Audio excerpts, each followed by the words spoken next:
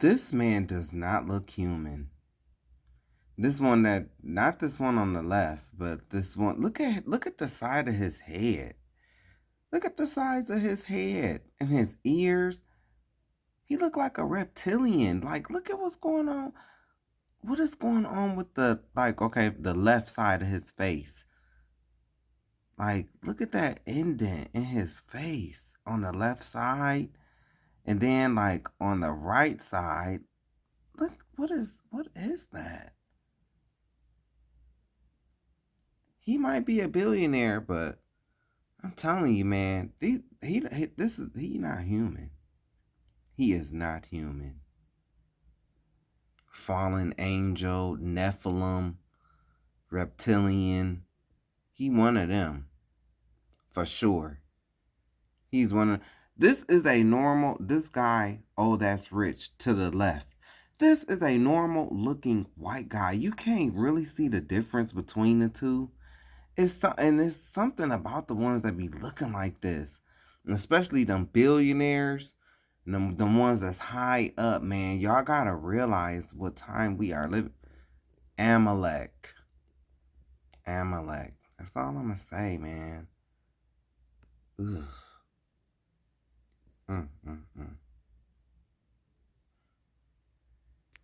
So, alright, I told y'all on the last video that this one is gonna be straight list. So let's see how far we can get.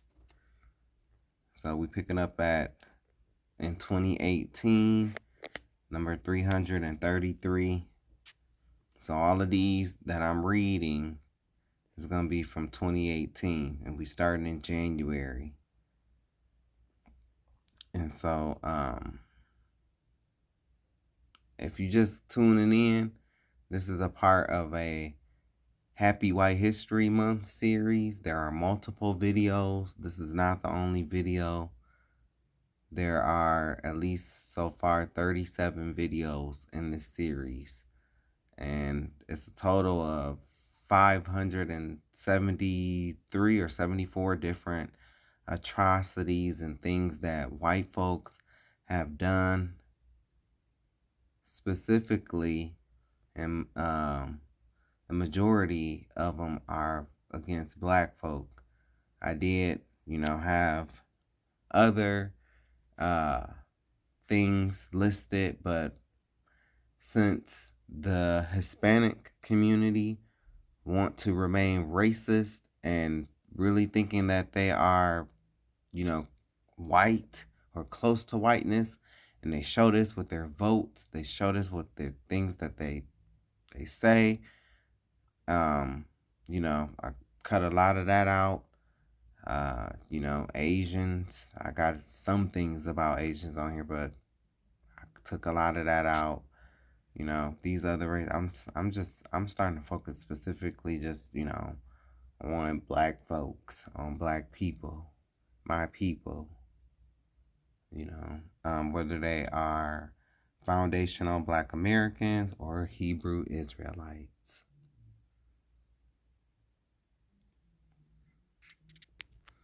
So January 27th, Crystalline Barnes, 21, Jackson, Mississippi, after a pursuit for a traffic violation.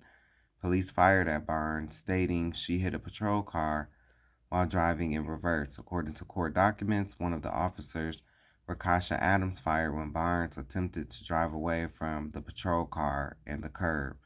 The other officer, Albert Taylor, fired after the car made a U-turn, although Taylor had earlier stated he was the first to fire. Adams then fired again. In total, 17 bullets were fired at the vehicle from the sides and back. Damn. Number 334, February 13th, Ronell Foster, 33.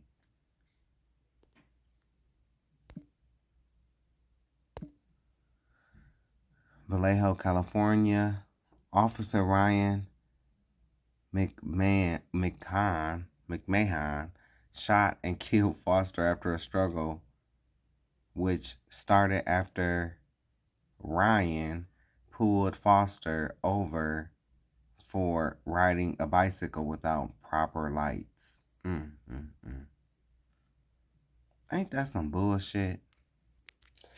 After Ryan struck Ronell several times with his flashlight, Ronell took it, and Ryan shot him.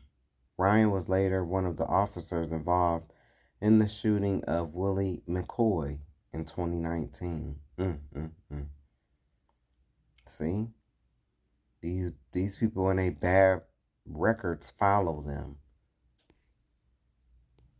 3:35, February 17, Trey Pringle, 23. Seabrook, South Carolina. Pringle's family had called 911 after he began exhibiting strange behavior while watching TV. Deputies struggled with Pringle and tased him twice. He went into cardiac arrest and died 3 days later.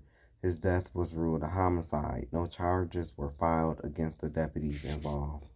3:36, March 2nd, Christopher Eisinger, 35. Anaheim, California. Police responded to reports of a man attempting to open a house gate and encountered Eisinger. Police restrained Eisinger and an officer put their knee on his sternum. After several minutes, officers noticed Eisinger was unconscious. The jury determined police used excessive force and were largely responsible for Eisinger's death.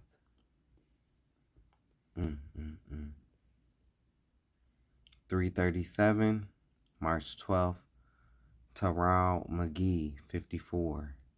Santa Ana, California. Police responded to a report of a burglary at a business and encountered McGee, who fled. Officers pursued McGee and restrained him, and McGee fell unconscious. He was pronounced dead at a hospital, and his death was later ruled a homicide. 3:38, Stefan Clark, 22.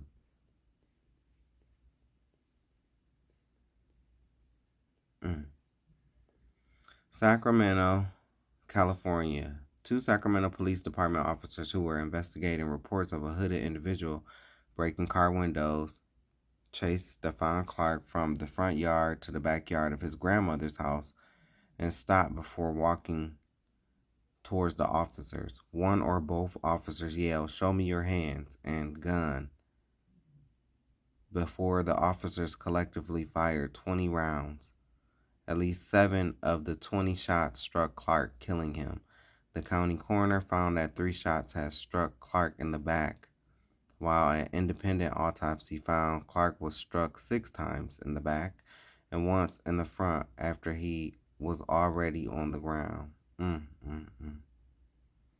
The encounter was filmed by police video cameras and by a Sacramento County Sheriff's Department helicopter. Police stated they fired because they believed Clark pointed a gun at them. No gun was found at the scene, and police later admitted that the officer had mistaken Clark's cell phone for a gun. In 2019, the Sacramento County District Attorney declined to press charges against the police officers, announcing an investigation had found the use of deadly force to be justified. You motherfuckers. You motherfuckers. And then y'all wonder why y'all cities and y'all states be in such bad shape and everything is high, and gas in California is so expensive and shit just fucked up. Well, because you keep doing shit like this.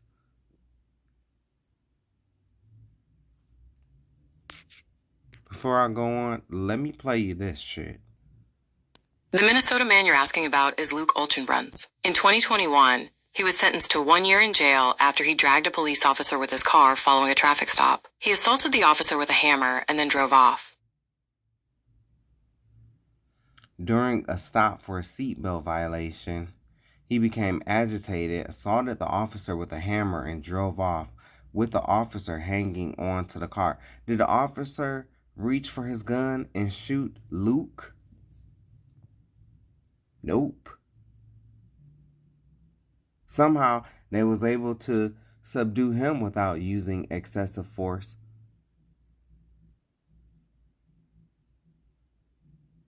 So I don't want to hear shit about, oh well, they were robbing, or it was a burglary, and if they shouldn't have been doing and all that fuck shit y'all say.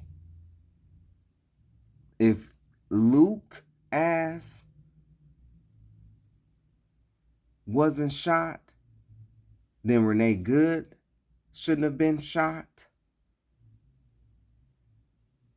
and neither should Stephon Clark and all these other people that I'm reading about.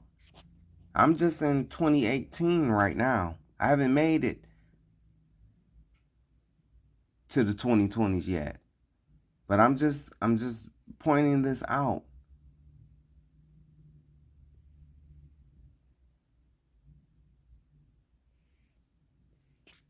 So 3:39, March 22nd, Danny Ray Thomas, 34, Houston, Texas. Deputy Cameron Brewer approached two men having an argument at an intersection.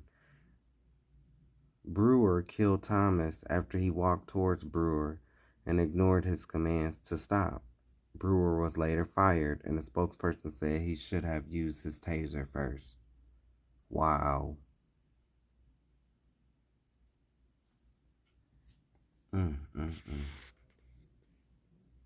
He should go to jail first. Bitch ass. 3:40, March 25th. Is it Jalen or Jalen Jones? 31, Newtown, Connecticut. Correctional officers at Garner Correctional Institution kneed and beat Jones after he refused to cooperate with the strip search. Officers put a spit hood over Jones' head and pepper sprayed him. He fell unconscious and died. His death was ruled a homicide. 3:41, April 4th, Sahib Vassell, 34, New York City, New York. Police responded to reports of a man with a silver gun in Crown Heights, Brooklyn, and shot Vassell when he took a shooting stance. Vassell was holding a metal pipe with a knob on it.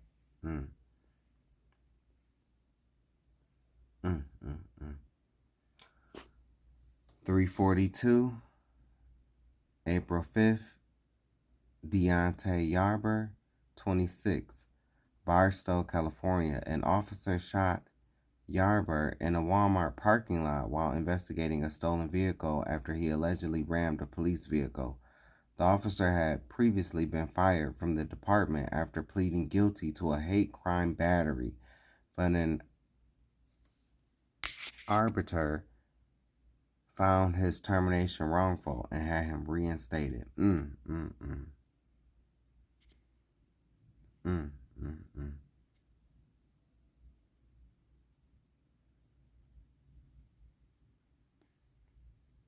3:43, April 8th, Juan Marquis Jones, 25, Danville, Virginia. Two officers responding to a report of a domestic assault shot and killed Jones after he quickly turned around towards them. Prosecutors declined to file charges against the officers involved. Bitches. 3:44, April 20th, James Bawdy, 48, Orlando, Florida. Bawdy, or Badai, or what, I'm sorry, suspected of killing his ex-girlfriend's mother, was shot by police during his arrest. An investigation by the Florida Department of Law Enforcement found there was no gun on or near Bawdy, although there was a magazine with bullets near him.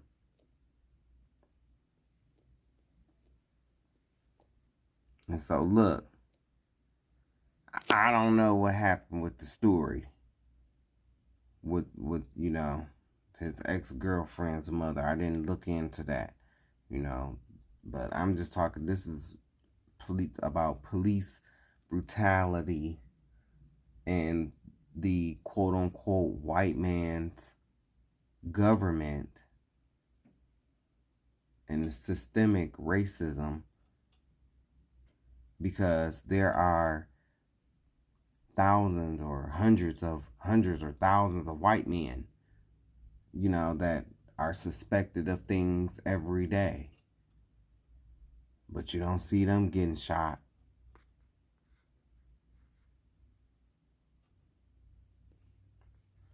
.345, April 26, Jeffrey Melvin, 27, Colorado Springs, Colorado. According to reports, Melvin was tased multiple times by police responding to a disturbance. Melvin was hospitalized and died about a week later. His death was ruled a homicide. See, and if these deaths are being ruled homicide, then these people need to be charged. And right there alone, that's when you see these people, quote unquote, are above the law. And they're not. They get away with murder of black people. And that's because after years of all the bullshit that's been going on against black people, still in this country, still, it is not wrong. You will not get in trouble. You will not get canceled. You will not get banned for being anti-black.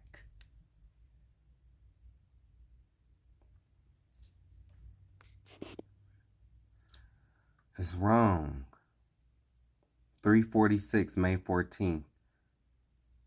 Kevin Robinson, 22, Jefferson Parish, Louisiana. Following a chase, police restrained and handcuffed Robinson.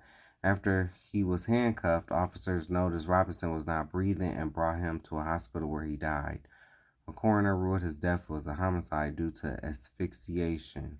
347, May 14th, Marcus David Peters, 24, Richmond, Virginia. During a mental health crisis, Peters had a car accident and took off his clothes.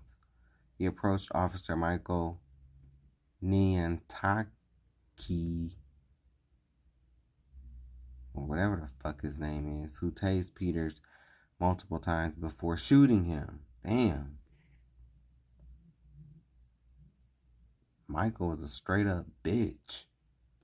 348, May 26, Earl McNeil, 40, National City, California. McNeil was restrained with a wrap device and had 2 mesh socks put over his head after he turned himself in for a warrant.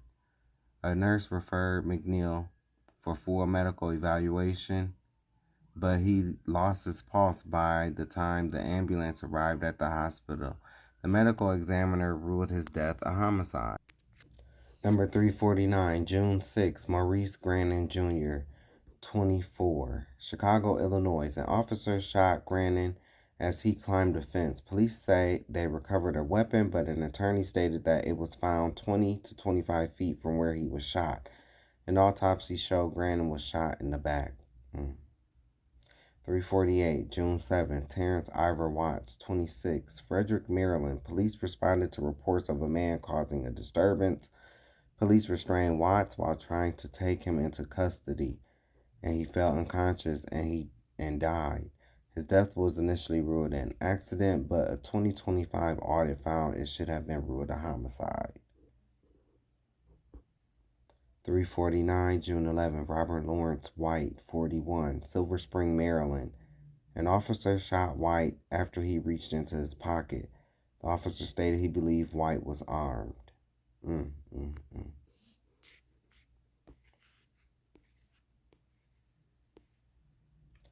June 20th, Anthony Marcel Green, 33. This is number 350, by the way. Kingsland, Georgia. After a traffic stop, Officer Zachariah Presley chased Green and shot him as he fled. Presley was acquitted of manslaughter charges, but was found guilty of violating his oath of office. That's another thing I don't get. So how the fuck is he not guilty for manslaughter? Oh, but he's guilty for violating his oath of office. Okay, so what did he do to violate his oath of office? How can you be guilty for one, but you ain't guilty for the other one? Get that bullshit out of here. He was sentenced to 1 year in prison and 4 years probation. Bullshit. 354, June 24th. Duane Armstrong, 23, Dublin, California. Armstrong died after deputies at the San Rita jail restrained him with a full body restraining jacket and a spit mask. The sheriff initially said Armstrong died of a drug overdose, but an autopsy found his death was a homicide due to the restraint.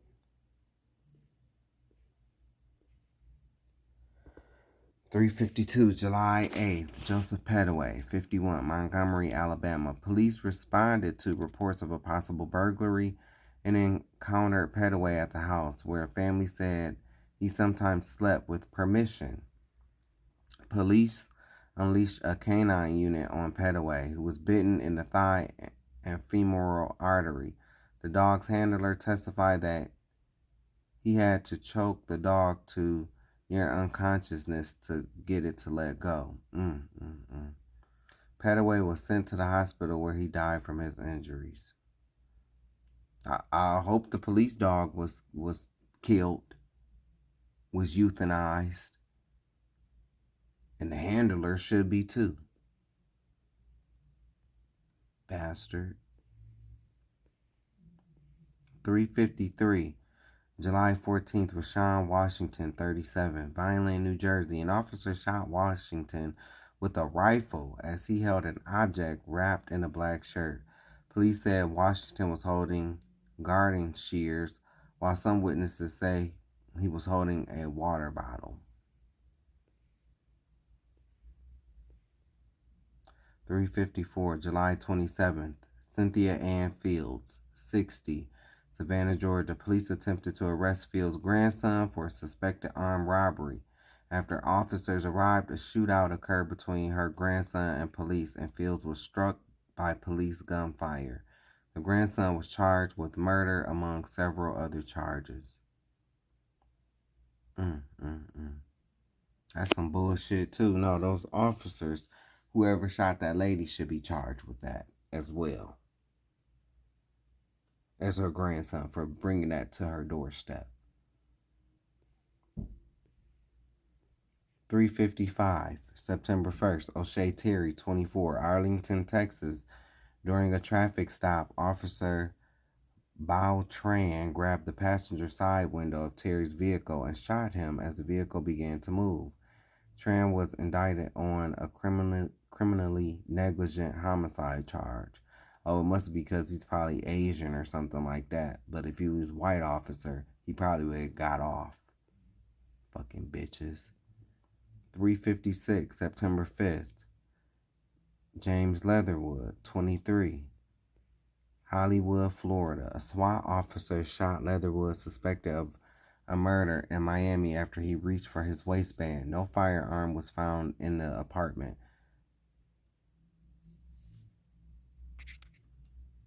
So, whoopsie. So I came across this. I must have forgot the number. So this is 574. Yeah. So we just gonna keep it like that. This is September 6th. Botham Jean, and he was 26. Dallas, Texas. Off-duty Dallas Police Department officer Amber Geiger entered Botham Jean's apartment and fatally shot him. Geiger says she entered the apartment believing it was her own, and that she shot Jean believing he was a burglar. On October, I remember this shit. I remember this hoe. On October 1st, 2019, Geiger was found guilty of murder. The next day, she received a sentence of 10 years in prison. Dumb bitch.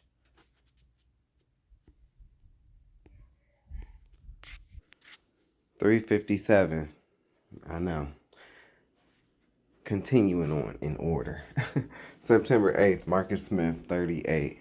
Greensboro, North Carolina. Police restrained Smith after reports of a man running through traffic in downtown Greensboro. Smith fell unconscious and died at the scene, and his death was ruled a homicide. 358, September 15th, Anton Black, He was 19. Greensboro, Maryland. Police restrained Black outside his family's home where he was handcuffed and shackled before he stopped breathing. The state medical examiner's office concluded that Black's death was accidental, but a cardiologist at Johns Hopkins University concluded he died by asphyxiation. 3:59, October 3rd. Shenadu Akobi, 36. Millbrae, California. San Mateo County Sheriff's Deputy Joshua Wang stopped Akobi after he was suspected of jaywalking. Wang and other deputies used tasers, batons, and pepper spray on Okobi, who fell unconscious and died. His death was ruled a homicide. See, that's why I took a lot of the stuff about you Asians and you African. I mean, and well, yeah, y'all too, cause y'all be on some fuck shit too. I ain't gonna hold my tongue against y'all. And some of you Hispanics, yeah. But you Asians, y'all be having a lot of nerve, to have y'all prejudices. And like I said, if it wasn't for Black folk, y'all asses wouldn't even be allowed to come over here. Some of y'all be cool.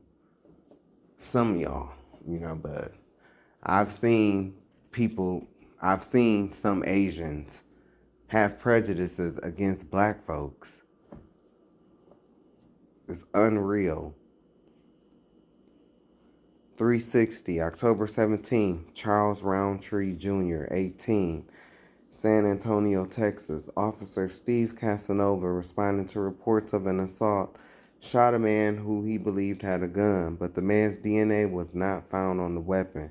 The bullet unintentionally struck Roundtree, killing him. 361, October 28th, Marshall Miles, 36, Sacramento, California. Police arrested Miles after he was reported for jumping on cars. When he was transported to jail, he struggled with officers and fell unconscious, dying 4 days later. An autopsy determined his death was caused by a combination of complications of cardiopulmonary arrest during restraint and mixed drug intoxication.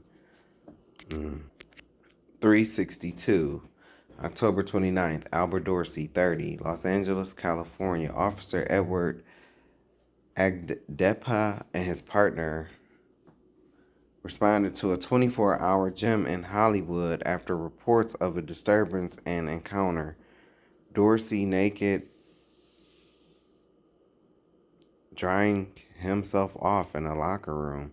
After he ignored commands, the officers attempted to handcuff him. According to Agdepa, the officer tased Dorsey, who fought with officers and straddled over Agdepa's partner before punching her in the face. Agdepa then said that he told Dorsey to stop, then shot him.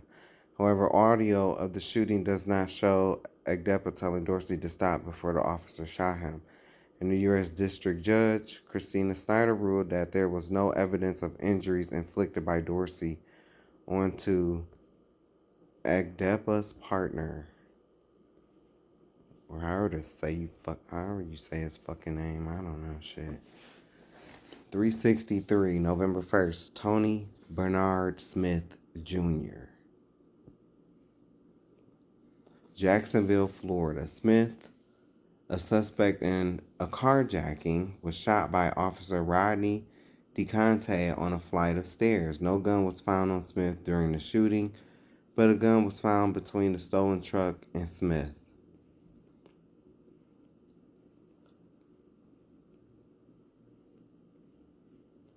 .364, November 29th, Robert Loggins, 26, Grenada, Mississippi. Police responded to reports that Loggins was in a woman's backyard. Police restrained and tased Loggins before taking him to the lobby of the jail, where he was left in a prone position. He fell unconscious and died. The state medical examiner ruled his death an accident, but a forensic pathologist concluded his death was a homicide. In 2005, Loggins' mother, Debbie Loggins, similarly died after she was restrained by police. Her death had been ruled an accident due to advanced heat stroke. Despite the sun not having risen, the temperature being in the 70s, and police transporting her in an air-conditioned car. 365. December 9th, Christopher DeAndre Mitchell, 22, Torrance, California. Police responded to a stolen vehicle report and encountered Mitchell in a Honda Civic in a supermarket parking lot. After refusing orders to exit the car, police shot Mitchell when he appeared to move his hands toward an air rifle in his lap, though a review said there was no evidence he was reaching for a gun. While the shooting was originally ruled justified, the two officers were charged with voluntary manslaughter in 2023, with District Attorney George Gasson questioning whether the officers actually saw the air rifle when they fired. 366. Okay, we'll be going into 2019 next. 366, December 10th, Gregory Edwards, 38, Cocoa, Florida. Edwards, a combat veteran who had been diagnosed with PTSD, was arrested in a Walmart parking lot for allegedly assaulting a charity worker. At the police station, Edwards was being escorted when he became involved in a brawl with officers. He was eventually restrained by more than a dozen officers who used pepper spray and stun guns. He was then restrained him in a chair for 16 minutes with a spit hood on.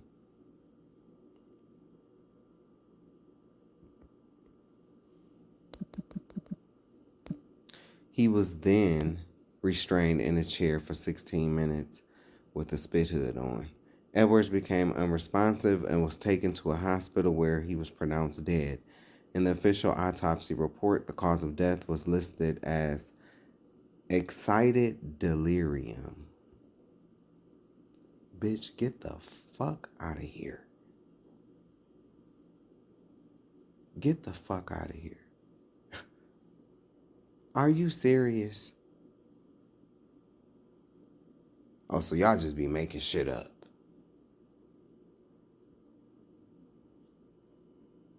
Damn, you excited and you delirious at the same time? Excited delirium. Excited delirium, sometimes called excited delirium syndrome, is a controversial term for extreme agitation and aggression. It's often linked to substance use or mental illness. It is frequently mentioned in deaths during police restraint, particularly affecting Black men. Medical organizations don't recognize it as a formal diagnosis. For medical advice or a diagnosis, consult a professional. You want to know why they don't recognize it as a formal diagnosis? Because it's bullshit. It even says it right here. It's particularly affecting Black men. White men get arrested too, and so does Asians. And white men be just as agitated. But somehow, there's no excited delirium with them. That's how I know it's bullshit. They get on my nerves with shit like this too. You want to come up with these terms, but you don't want to recognize it as a formal diagnosis.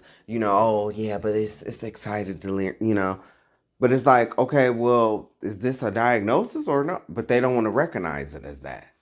That's bullshit. That's bullshit.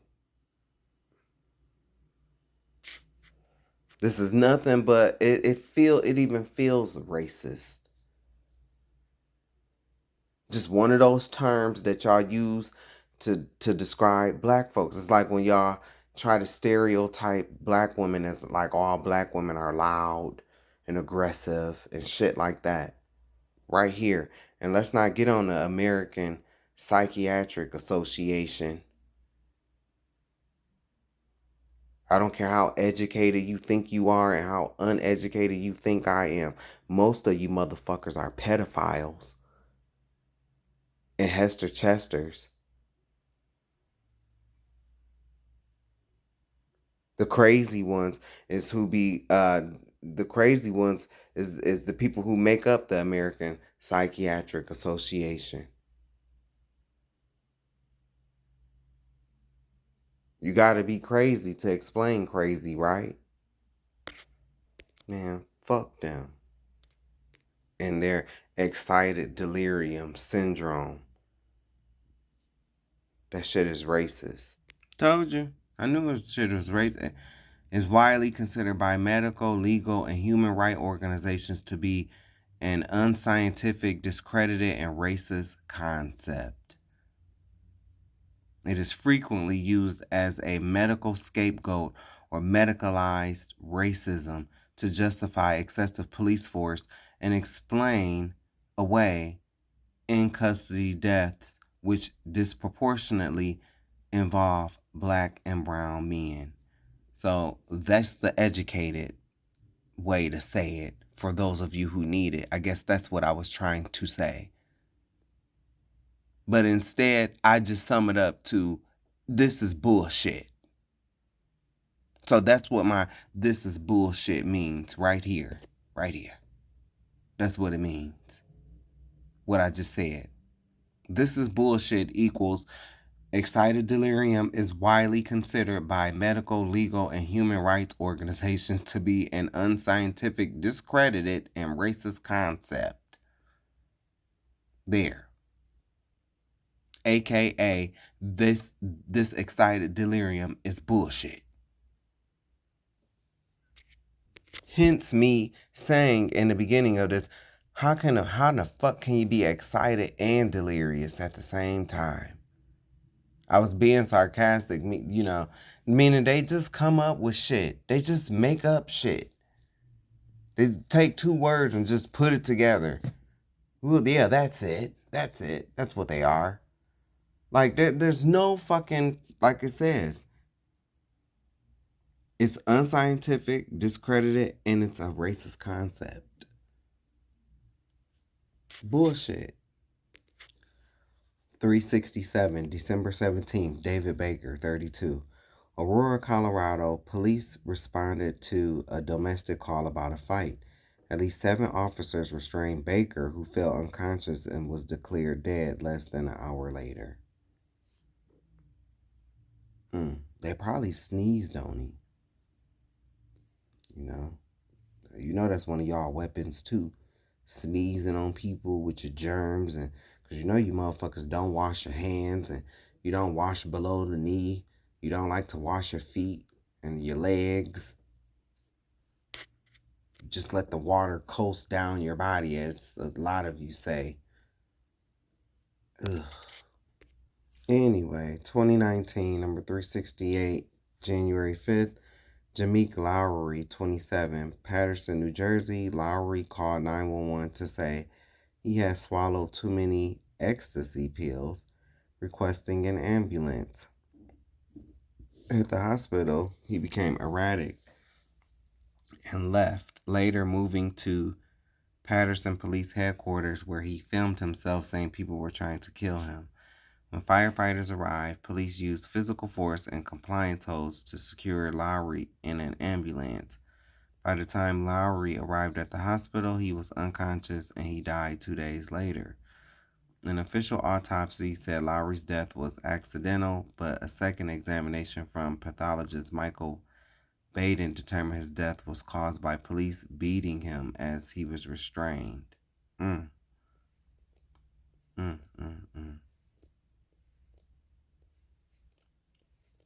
369,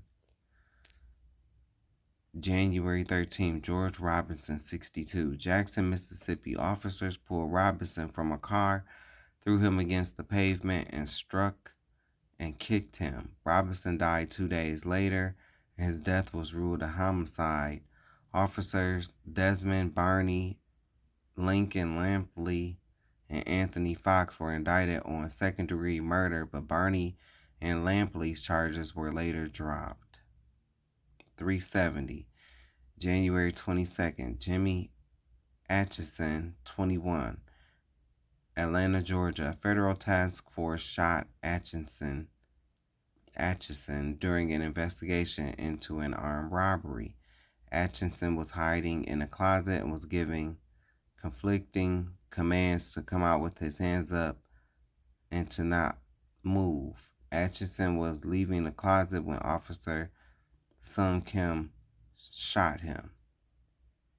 In 2022, Kim was charged with murder, involuntary manslaughter, and violation of oath by a public officer. Good. Sung Kim.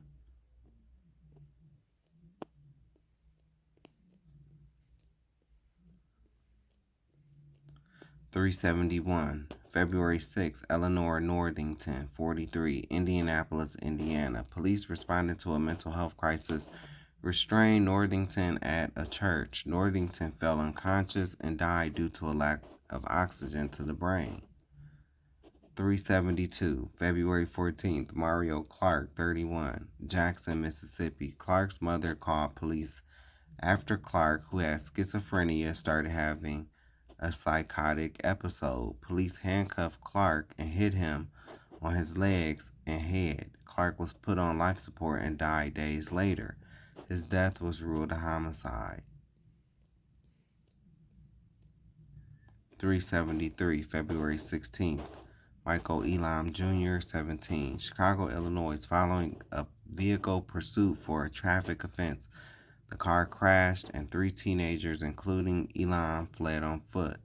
Officer Adolfo Bolanos shot Elam 3 times, twice in the back and once in the back of the head.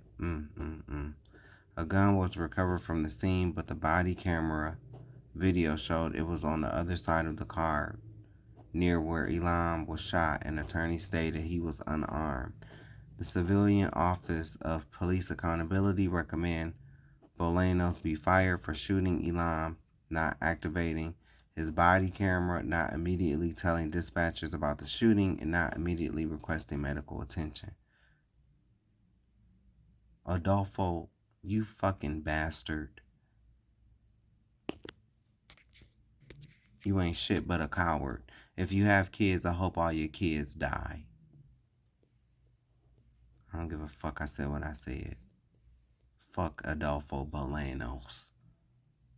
.374, February 18th, Pierre Woods, 31, Pelahatchie, Mississippi. Police responded after reports of a man firing a gun on his property. After negotiations and a standoff, deputies launched tear gas into the home. Woods exited the front door and threw a pistol onto the ground. Deputies then began shooting, killing Woods. Several of the officers involved later pled guilty to torturing 2 men at a home in 2023.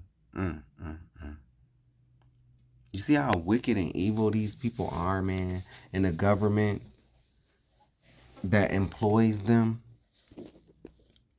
.375, March 24th, Kevin Bruce Mason, 57,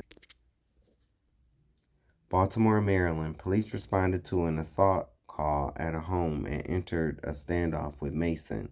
Following the standoff, during which Mason claimed he had a gun, police shot Mason as he stepped outside. A search of the home found no firearms. Mason had been involved in another standoff with police when he was 17. .376, March 28th, Javier Ambler, 40, Austin, Texas. Deputies James Johnson and Zachary Camden tased Ambler multiple times during a traffic stop, leading to his death. Ambler's death was ruled a homicide, and in 2021, Johnson and Camden were indicted on manslaughter charges. In addition, Williamson County Sheriff Robert Chody was indicted on a felony evidence tampering charge. Ambler's death was recorded by a live PD crew. but A&E stated that the footage had been deleted. 377, April 13th, Julius Graves, 43. St. Louis, Missouri.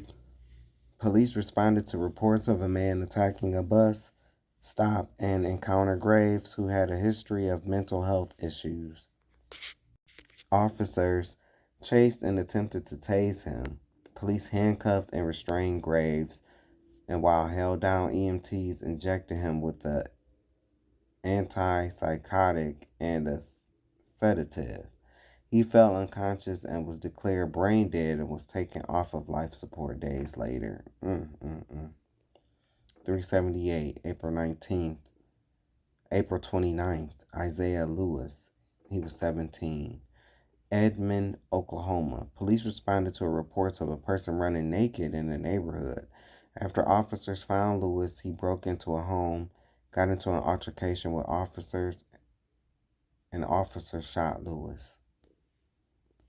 379, May 10th, Ronald Green, 49, Union Parish, Louisiana. Police chased Green after a traffic violation. After a crash, police beat and dragged Green, also putting him in a headlock. He became unresponsive and was put in an ambulance, but he died on arrival to the hospital. Initial reports stated Green's death was caused by the car accident, but a later medical examiner stated his death was a homicide.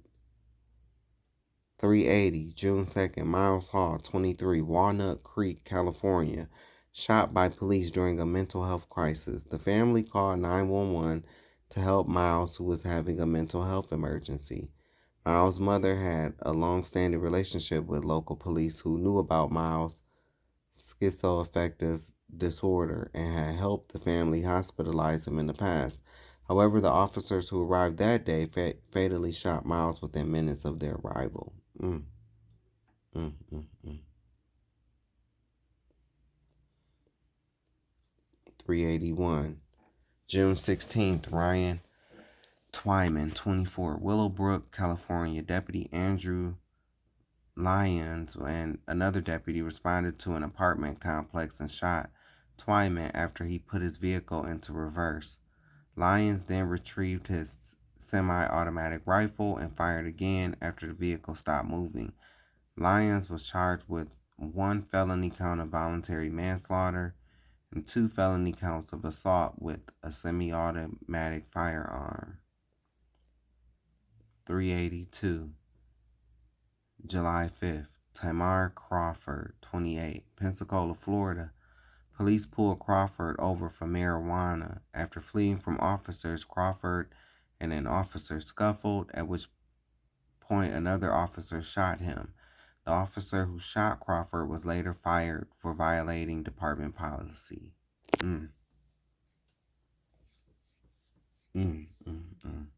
These people should be going to jail.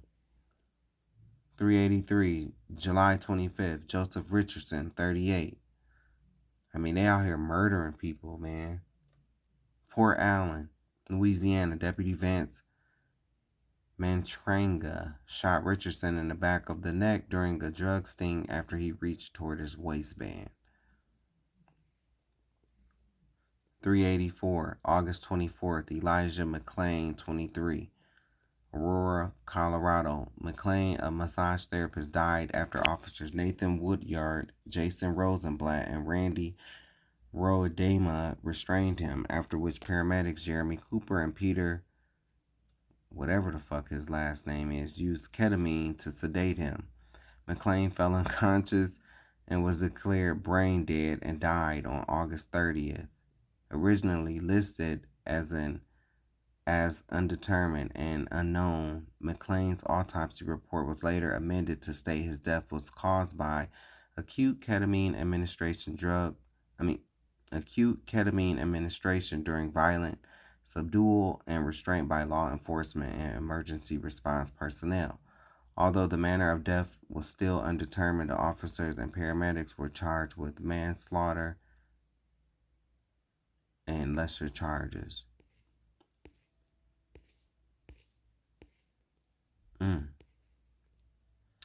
September 385, September 5th, Byron Williams, 50, Las Vegas, Nevada. Williams died after police restrained him after he was stopped for riding his bicycle without safety lights.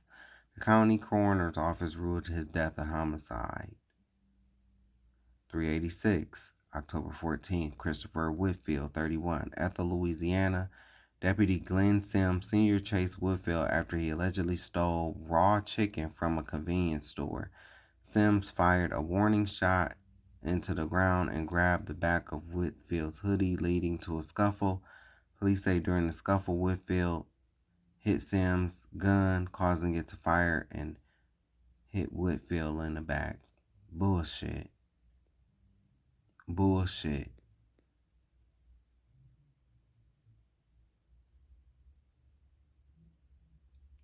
Glenn Sims ain't shit but a piece of shit. That's what he is. 387, December 2nd. Michael Lorenzo Dean, 28, Temple, Texas. Officer Carmen DeCruz shot and killed Dean after a traffic stop. An affidavit says DeCruz pointed his gun at Dean with his right hand and tried to pull Dean's car keys with his left, leading him to shoot Dean. DeCruz resigned and was charged with second-degree manslaughter. He was acquitted in February 2023. Fucking bastard.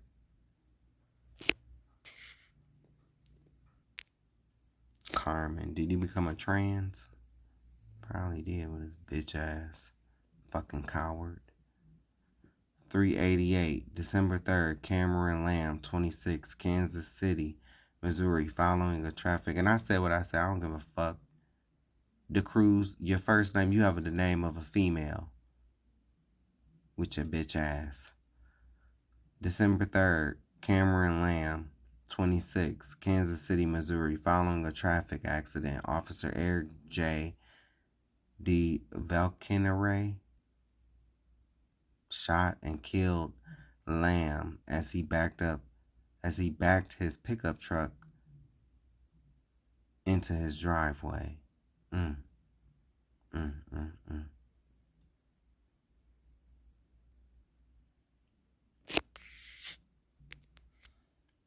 Officer Dickhead said he believed Lamb was pointing a gun at his partner, but Lamb was unarmed, of course.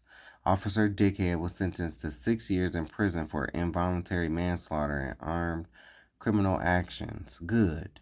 After serving little more than a year, the remainder of Officer Dickhead's sentence was commuted on December 20th, 2024 by outgoing Missouri Governor Mike Parson.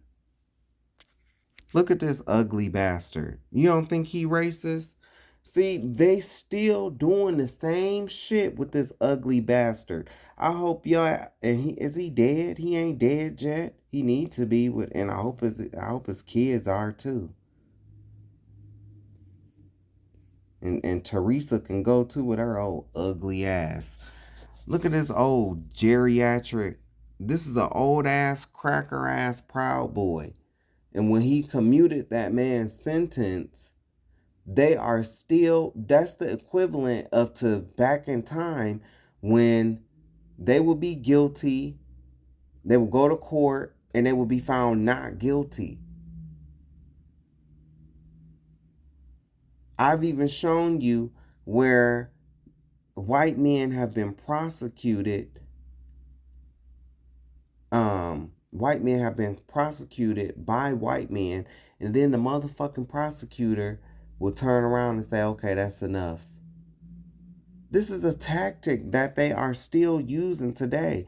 And this punk motherfucker, I don't give a fuck how old he is, with his fucking nutcracker teeth, motherfucker. Probably a proud dump supporter. Fucking cracker ass, Neanderthal ass bastard. May you have the most massive heart attack of your life. And take that bitch Teresa with you and your kids. Fuck that shit, man. I'm tired of these motherfucking crackers in their system. It's their system. This is the same shit. They've been doing this shit for years. Yeah, there are a lot of sentences to go through, but then on a behind the scenes, they doing shit like this. Just like those people who did that January 6th shit, storming the Capitol. They was getting pardons and shit like that. That's treason. That's treason. But when they do shit, it's okay. That's what this shows. That is why this country is being judged the way it is. Then so we moving into 2020. Moving into 2020. You know what? Fuck it. I'm just gonna I've been sitting here because I was taking a little break from reading, but I was scrolling on Facebook and I've come across this guy's post numerous times, and I will listen to what he has to say because a lot of it be so ridiculous, right? It'd be ridiculous to anybody that really, really, really knows the scriptures. And so I'm going to, because I know if I see it, I know y'all see his videos too. And so I'm going to give you some hard truths. Because in this video, we talking about our ancestors and Christ and Christ is our ancestor too. Christ is black. Christ is not white. And a lot of his videos, see, the Israelites will tear him to shreds. The Israelites will tear him to shreds. His videos are mostly poking fun at the Roman Catholic Christianity and the Black Christian Church, which gets its theology from the Roman Catholic Church. So he's poking fun at the confusion that goes on within the church. But when somebody who really knows this Bible like I do come across his videos, I laugh. Like, I laugh at his videos and I laugh at him. Like, because it's just like, you really think you are eating with this, and you are not. You are not.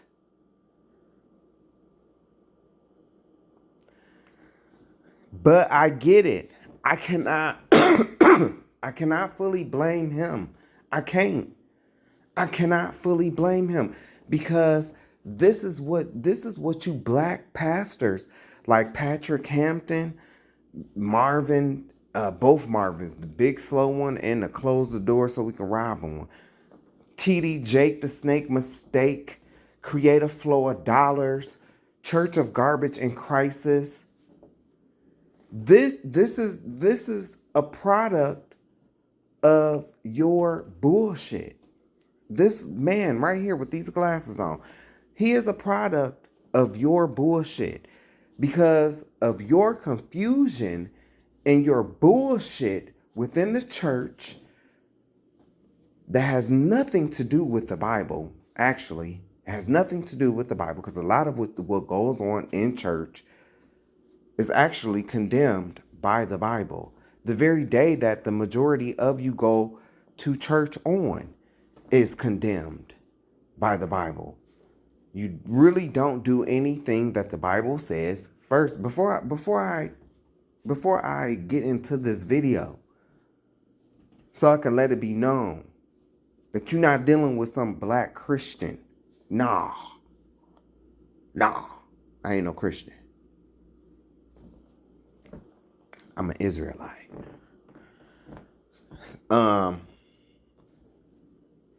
It's easy, like I said, it's easy to poke fun at Christians. It's easy to make the average person who goes to church on Sunday and these bishops and these apostles, it's easy to make them look foolish. Because a lot of them the theology that they have learned, that they have followed, is wrong. But let's get into it. Let's get into the video. I promise you I was gonna stay off this topic, bro. Yes, sir. You should have stayed off the topic. You really should have. You should have stayed off the topic. You should have. It's literally niggas on here. I seen a post. The post said, "Hey, the slaves suffered more than Jesus did." And I said, "Damn, that's a great point." And motherfuckers is like, "No, bro, no, they didn't. Jesus died for our sins. The slaves didn't. Our ancestors didn't die for our sins." Okay, both responses are just dumb. What he said, and then the people that what he saw were responding, that was dumb too. First of all, how the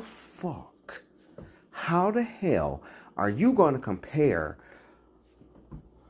Christ is one person. He's one person. When he came in the flesh and he lived on earth and he was crucified, that's a very horrific event. Yes, that's a very horrific event.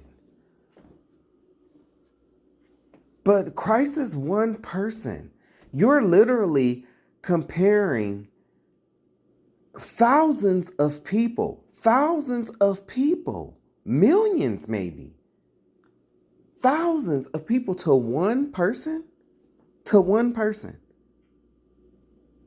That's bullshit in itself. That's bullshit. That's the very first thing that I want to lay down. That's bullshit. How are you comparing Christ being hung on a cross, beaten? He didn't do that to himself, and neither did our ancestors do that to themselves. But only one is innocent. Only one is innocent, and I'm going to explain. Neither one of these did them to themselves, so I don't even understand the comparison. Why are we sitting up here comparing atrocities? Like this is a pissing contest or something. First of all, that lets me know right there. Victims of Willie Lynch. Victims of Willie Lynch. This whole conversation that they're having and that this man is peering into is stupid. You're literally comparing thousands of people, what thousands of people went to versus what one person went through. That's stupid. How can you compare? You can't compare that. Okay, and please hear me out. When I'm saying, have there been people who physically suffered more than what Christ did? And I'm not talking about the whole dying for our sins. I'm not talking about that. We talking about comparing atrocities, physicalities. Okay? Christ was beaten with a whip. Christ had he had thorns, a crown of thorns placed on his head. Okay. He had to carry his own cross. But at least Christ got to grow up to be 33 years old. No, some of our ancestors, they had their children taken away from them, and they would be placed in a hot chicken coop. In a chicken coop or in a cage out in the hot sun all day. Then at night, they would come back and get the babies, and they would tie ropes around them and throw them into the big bull and throw them into the swamp so the big bull alligators can chomp down on them. That's to me, that is a little bit worse. Yes, physically. Nobody's denying that. They literally had people who was burned, literally alive. They literally had people who were skinned alive. Nobody's denying that. But to compare that, like, well, we suffered more than Christ. Yeah, but it was a reason why you suffered more than Christ. And since we want to talk about ancestors, I'm going to show you how one-sided these arguments are. Because when I bring up the ancestors, and when I start talking about the ancestors, don't nobody want to talk no more. But I'm going to take you to the Bible, and I'm going to show you. Because Christ is black. Christ looks just like these two men on this screen right here. Christ is black. He ain't white. And I'm going to show you. But let's go on. But they died for my freedom. You telling me 400 years of slavery? And did they die for our freedom? Are we free? Are we free, brother? So people are just now coming to the realization that slavery was abolished in this country in 2013. Look at the system that's in place now. The prison to the school to prison pipeline. Look at the systems that are in place. Are we free? I don't think we are. We are in the land of our last captivity as the real children of Israel, as the real Jews. We are in the land of our last captivity. So we are not free. You give slaves rights. Let me tell you how deep this shit go. Not only are we not free, these crackers ain't free either, because they all have birth certificates that's tied to the stock market. But you can look up the Straw Man Act, and I've also talked about this in previous videos. So really nobody in this motherfucking country is free if you have a birth certificate and a social security card. But that's another story. We talking about black people, and we talk about our ancestors. You have people in jail right now that are sitting in jail that have been wrongfully convicted. Are they free? Right now, you have a pandemic of catastrophic levels with the child sex slavery going on in this very country. Are they free? So our ancestors, it's a nice thought. Yes, our ancestors died for us to gain some freedoms and some rights, but we are not free. We are not free. And one thing that all three of us in this video, well, those two and me can agree on, is that when you're sitting behind the wheel of a car and the police pull behind you, there's definitely some things to think about. That alone means that we are not free. So yes, our ancestors did die, because I was going to say our ancestors just died, but that would be stupid. Our ancestors did die for us to gain some rights. We do have rights, but we are not free. We are not free. And right now, we are seeing the beast, the systemic beast that is staring black folks right in the face. Let's go on. It wasn't worse. Come on, man. Like, that is insane to say. Now, I'm not going as far as to saying, hey, we should worship our ancestors like other people say. But, bro, my ancestors suffered more than Jesus, and I would stand on that. And I'm glad that we are using social media to actually expand on this, because our ancestors went through a whole lot for us to get here, whether they realized it or not. Christ just had a very bad weekend, and then everything was A-okay after the third day. Our ancestors had to suffer and endure the horrors of seeing not only just what happened to their children, and their children's children. I'm sorry. So I'm sorry to cut you off, brother, but I'm so glad that you were talking about the children and the children's children because I want to show you something. Okay. Matthew 27, King James Version. We're going to start here at verse 11. Okay.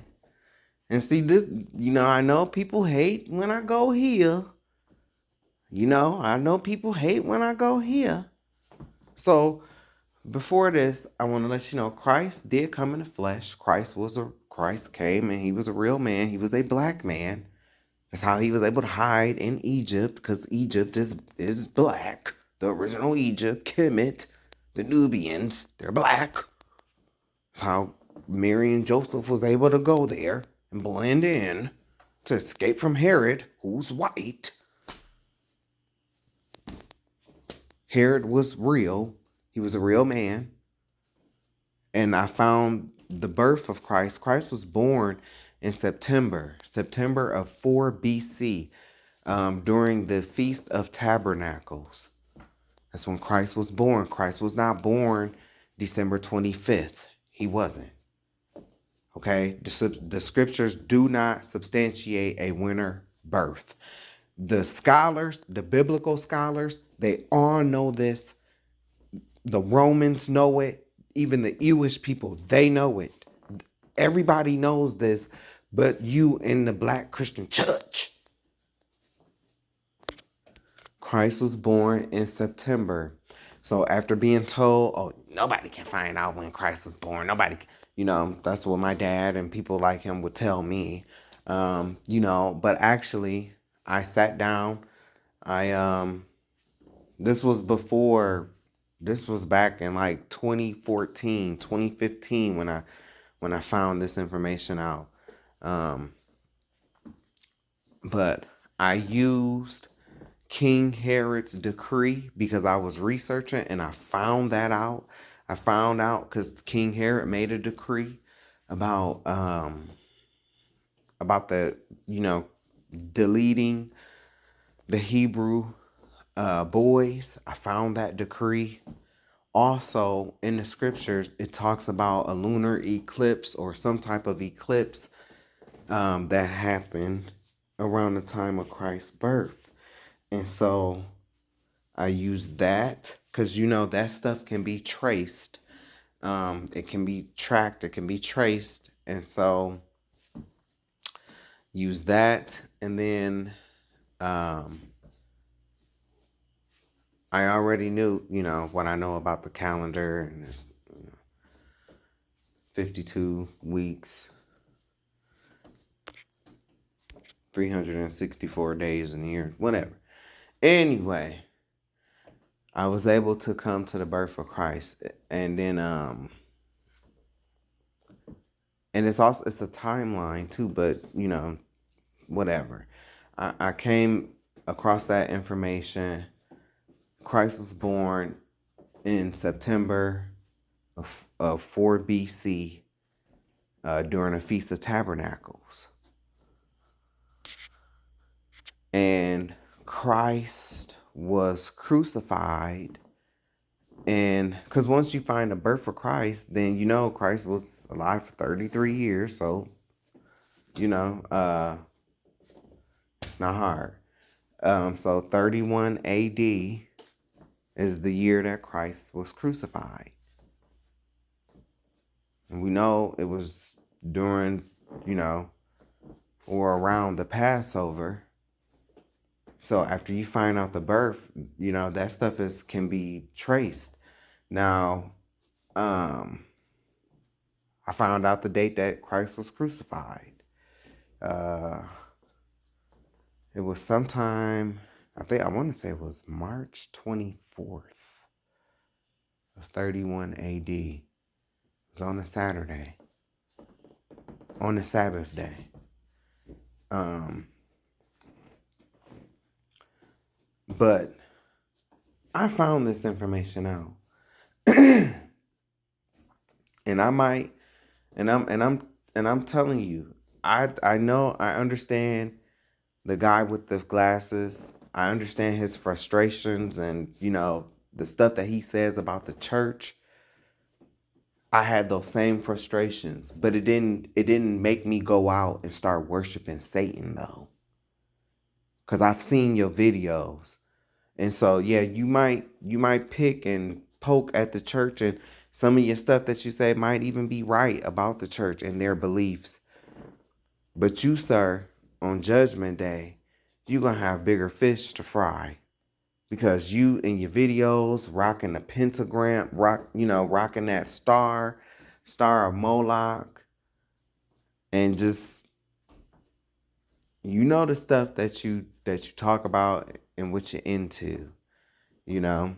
So and you've clear and then what I don't get about people like that is it's like, oh well, so you don't believe in God or you don't believe in Christ, but you'll choose the side of the devil? Like how dumb is that? Like that's just stupid to me. And then they'll come with the being a Satanist isn't doesn't mean you worship the devil. It means like you worship like the or they won't say worship. It means that you it's about the planets and the stars, and this is the whack stuff that I've heard from them. They try to make it seem like, oh, it's not about the deity of Satan and hell and the angels and stuff like that. Get that whack stuff out of here. That is BS. That's what you have to tell yourself. Aleister Crowley, Anton LaVey, they worshiped Satan. They worship Satan, their teachings. Because, see, I've studied that side too. I had to be able to talk about it. And I'm telling you, on that day, that young man with them glasses, you're going to be just like Anton LaVey. And the sad part, and the crazy part about it is, the crazy part about it is so you have to read up about this guy, Anton LaVey. Like, he's a top Satanist. Well, he was a top Satanist, very smart, quote unquote, but not really. Cause I mean, if you choose Satan, you're obviously dumb. But I'm talking about like book smart and stuff like that, intellectual, knew how to speak and stuff like that, but, he in the end he was still a dummy, but nonetheless, I never forget when I was doing research on him, right? And it was talking about the way that he passed away, the way that he went up out of here. And they said something about, I think they said that he was looking up, like his eyes was like wide open, like he saw something. A lot of those people, like Aleister Crowley, like, these Satanists, man, if Satan is something else. I have read the book of Adam and Eve, y'all. I've read it from the book of Enoch. No, I'm sorry, from the not the book of Enoch, but the Ethiopian Bible. I have it on my page. Man, it's three videos on there, man, where pretty much it was about Satan and about why the war in heaven was started. And the war in heaven was started because Satan didn't want to worship Adam. Because Satan felt like he was created before Adam, so Adam should, that's not how things go, that's not the hierarchy of things. But it's like he totally missed the mark because it wasn't about that, it was about what God said. God gave a command, and so you're supposed to do as the Most High said. So that's what made him wrong, because the Most High, who created him, gave him a command, and he didn't do it. And then he went forth to corrupt the other angels to turn them against the Most High. And we seen what happened with that. They got their tails whooped, hurled out of heaven. But that whole thing was over Adam. And so that's why he went after Adam and Eve, because he felt like he was greater than them. And Adam represents the dude with the glasses. Adam was black. So you're literally worshiping something that hates you. That hates you because the Most High created you in his image. That man sitting up there with a whole afro looking like God. Looking like the image of the Most High. I'm telling you, on Judgment Day, he's gonna gag. He's gonna gag. He probably gonna turn white. Like, he'll still have his melon, but you know how sometimes when people be dying, they be looking all gray and stuff. That's gonna be him. The shock of his life. When he see the Most High, the Creator in Christ, got hair similar to him. His fro might be bigger. The shock of his life. And I'm telling you, man, in the book of, in the Ethiopian Bible, so I read the story of Adam and Eve. Man, Satan, he is no joke. Like, he literally told Adam, like, in the future, he would torment Adam's seed, which is us. He would torment us, making us think that he would give them, give us stuff, like he would bless us and stuff like that. But he literally told Adam he didn't have no intentions on keeping his promises. Like, after I read this, I was so mad, bro. Like, I was so mad. Like, I was so mad. So the videos are on my YouTube, but anyway, I'm going to get back to this. So we are these people. We are the children of Israel. And Christ, this happened in 31 AD. Christ came when he gave that prophecy, when Christ was telling the people, the whole, when the armies surround Jerusalem and, don't come off the roof and flee into the house and stuff like that. Remember when he was saying all of that? That will happen later in 70 AD. That happened later. You want to know why? Because of what happened right here. What happened right here? And let's read it. And Jesus, or Yeshua, stood before the governor, and the governor asked him, saying, "Art thou the king of the Jews?" And Yeshua said unto him, "Thou sayest."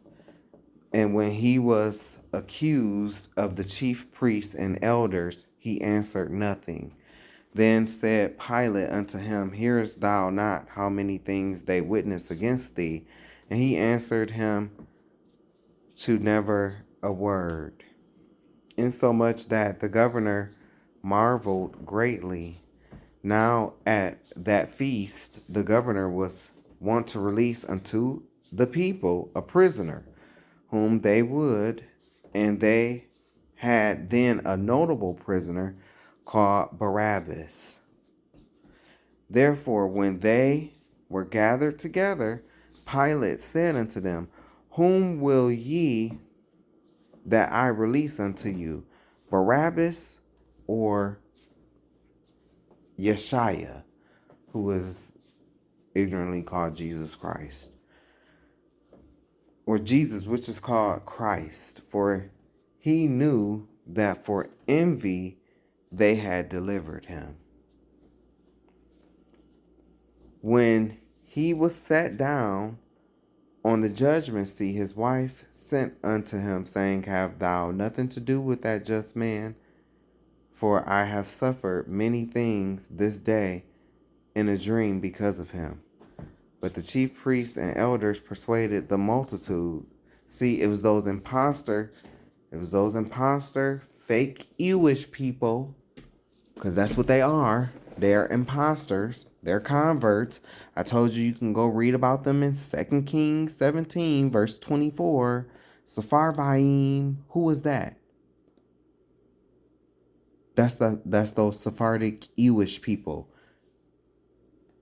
They're not the real Jews. They come from Jacob's brother, Esau.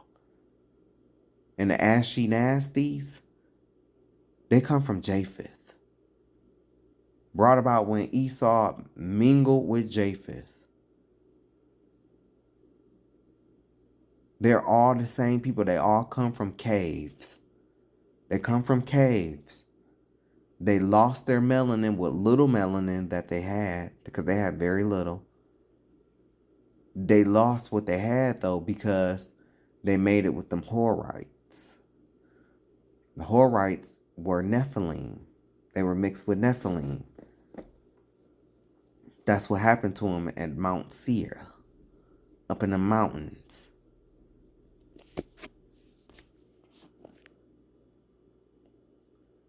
But the chief priests and the elders persuaded. See, that's how you know it was those false Jewish people, because that's what they do today with their media. Persuade. That's what they known for. Influencing. They influence Dump to go into a whole war. That's all they good for, is influencing. Influencing people to do wrong. Because they're not the real people.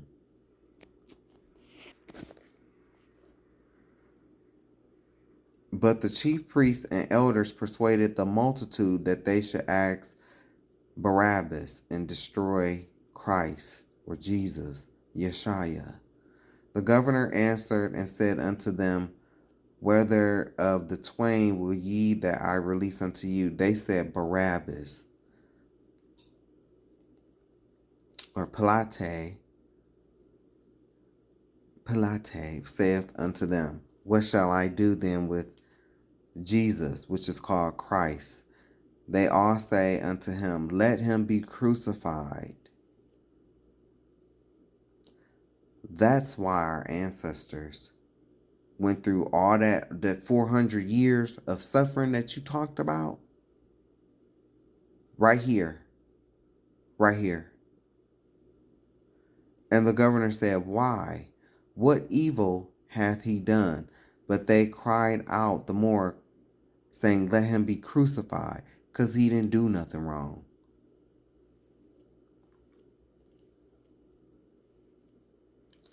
Listen to this. 24 and 25. When Pilate saw that he could prevail nothing, but that rather a tumult was made, he took water and washed his hands before the multitude, saying, I am innocent of the blood of this just person. No, you're not. No, you're not. You ain't innocent either. No, you're not. See ye to it. Then answer all the people and said, His blood be on us and on our children. On our children.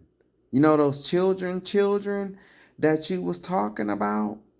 Yeah, on them. On them. Because see, this happened in 31 AD, and then in 70 AD, that's when the Romans would come later on and chase us into Africa. We fled from Israel all the way down into Africa, and they pursued us. And we fought with the Africans that was already there, the authentic Africans, the northeastern Africans, from Ham, Put, the Libyans, Mizraim, the Egyptians, the real ones, Kemet, the Nubians, not the Arabs. You can find the original Egyptians in Sudan today. That's where they at, North Sudan. They're still tall. They're still very dark-skinned. Still very slender, just like they was back then.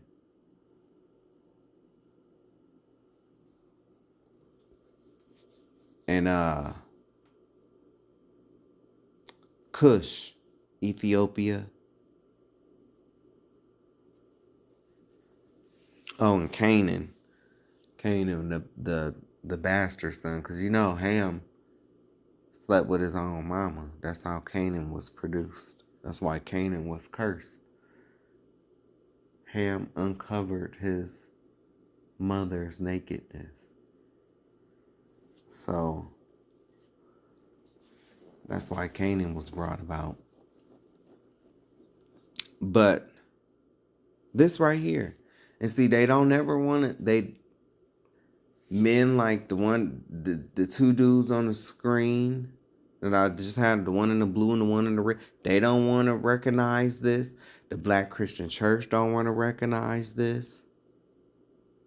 This is why we are in the state that we are in. This was the last straw that broke the camel's back right here. This one, baby, this when this happened right here, right here, baby, God rolled up his sleeves and said, I'm about to serve y'all real good.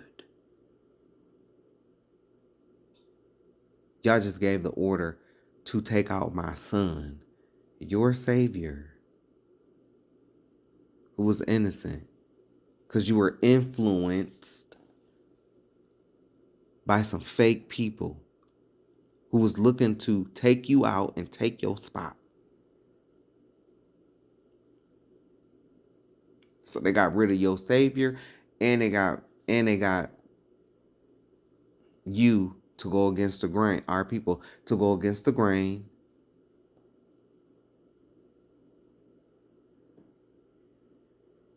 And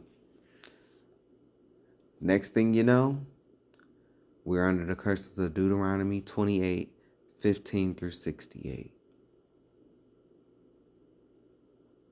So these children and these children that you speak of,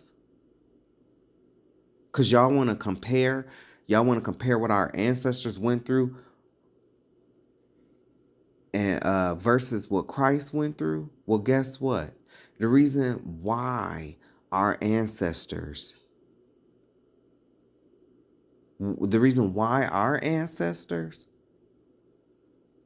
went through what they went through with the kids being given over to Crocs, because you know that happened to us when we was in Egypt, right? You do know that, right? The same thing, same similarities. Our babies got fed to the Crocs in the Nile, and over here, our babies got fed to the Crocs in the South. I don't believe in coincidences. That ain't no coincidence. Those Jewish people, they have no records of that, ever going through that.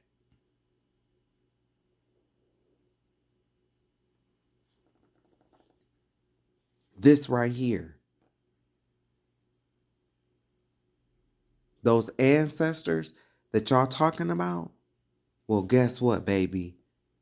Their ancestors, who are our ancestors as well, said this. Then answered all the people and said, his blood be on us and on our children. On my kids, dog. On my mama, dog. Who talk like that? Who talk like that?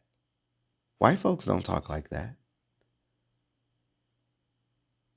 Black people, we still talk like that. Be his blood be on us and our children.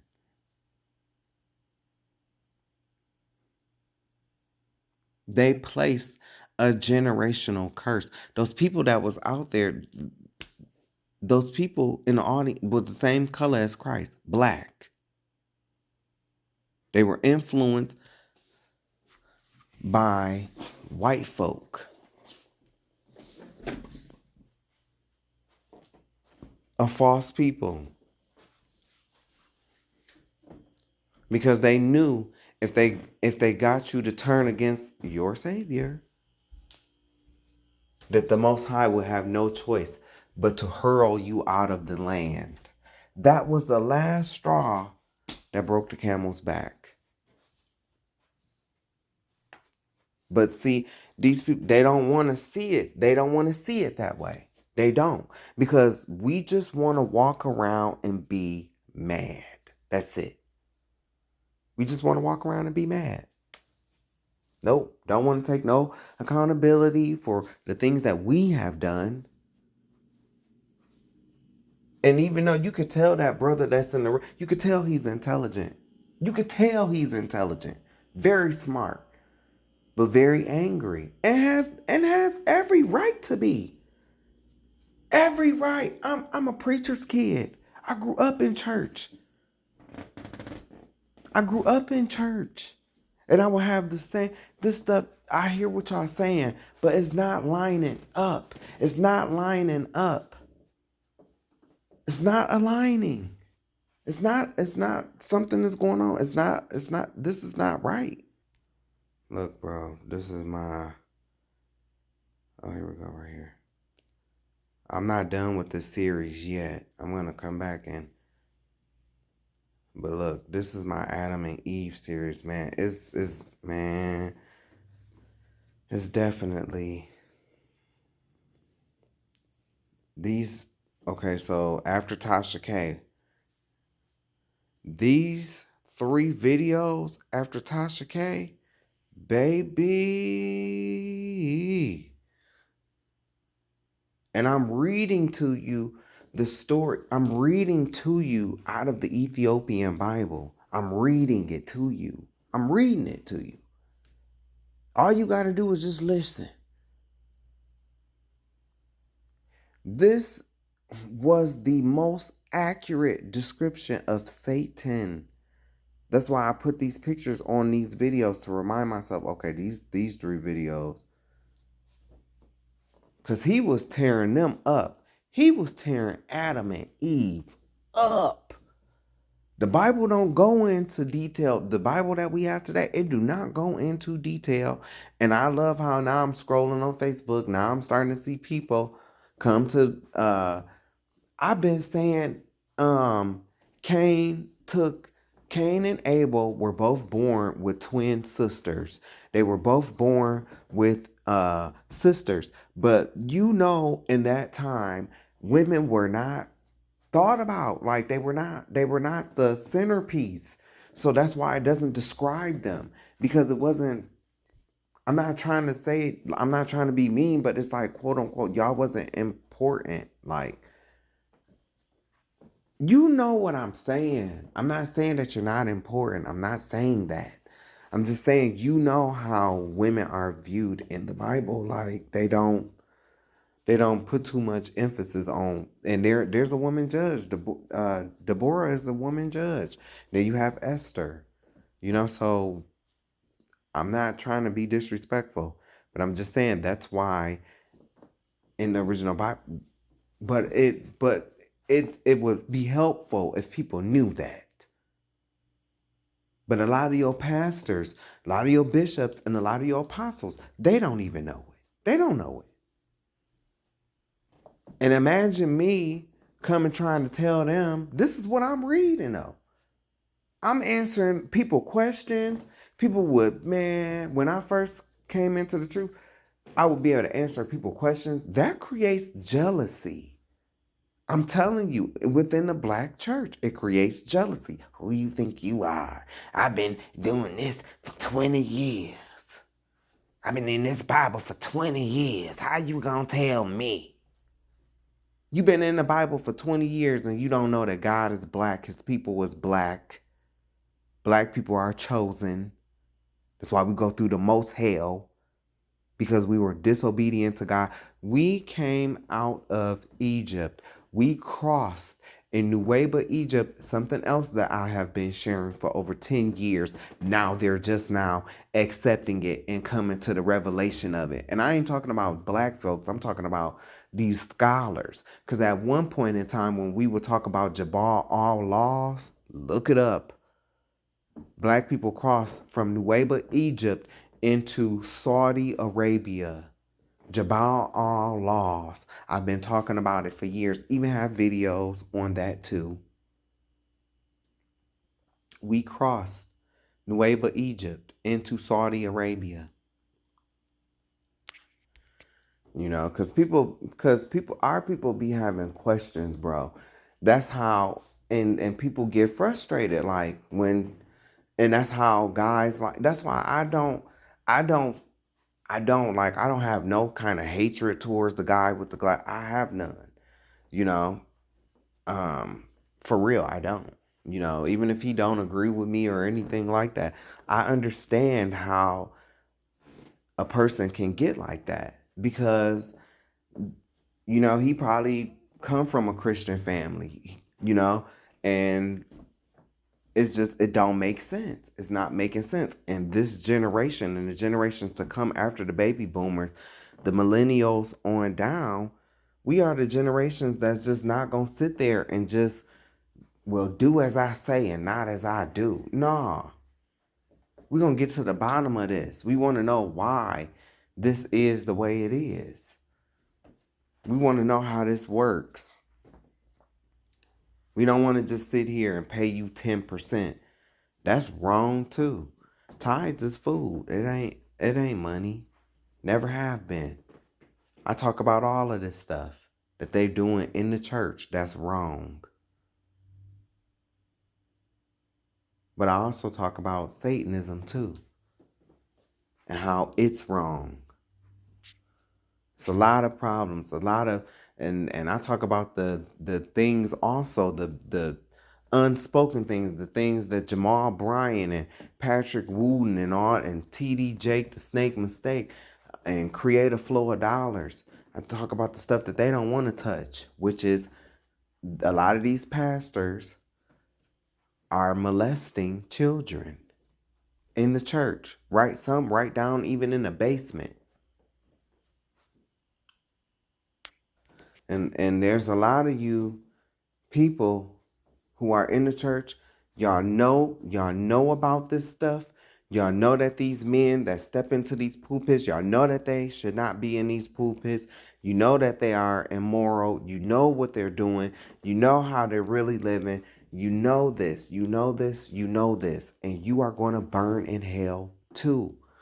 Because then you will sit up here and you will turn your nose up at people like me and other black people who are not in the church, who are not getting the same abuse that you are receiving and dishing out.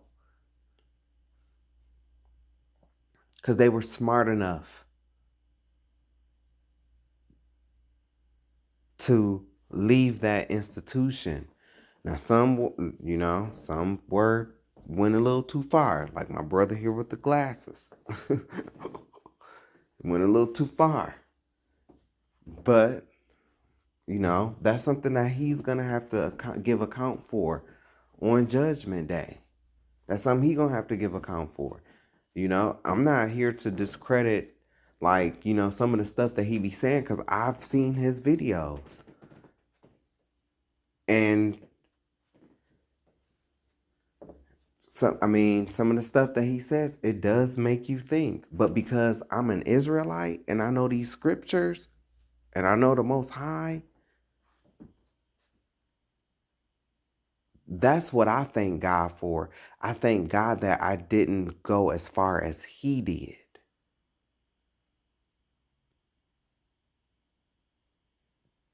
Yeah, I walked away from the church, but I did not walk away from the Most High or the Bible. So but I'm telling you, these are my videos right here on the Adam and Eve series. And it's deep. It's very deep. and I will, even if my prayers are rejected from him, I will pray for that brother. But I just wanted to show, and you don't have to believe, because a lot of black people, they don't want to believe because they don't want to change.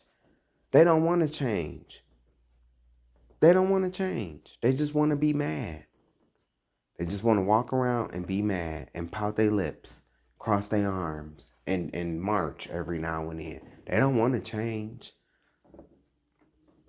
I already said in one part, on one video, the first thing we have to do is we have to come together and unite. Then the second thing that we have to do is that we will have to face what we did to the Most High. We will have to face how we broke the oath, our covenant. We will have to face that, and we will also have to face what our ancestors did.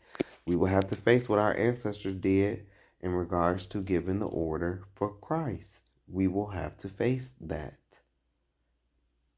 And we will have to apologize and be genuinely sorry. Because as you see, there's 2 times we've made 2 very important oaths. The first time is when we came out of Egypt and we crossed in Nuweiba, Egypt. In Nuweiba, Egypt. It's called Jabal al-Laws. When I first started talking about this, the scholars rejected this. They rejected it. They laughed at it. Oh, no, that's not it. Now today, fast forward to today, now they're talking about it. Now it's being recognized. But see, I had no backing from my family because my own family was jealous of me.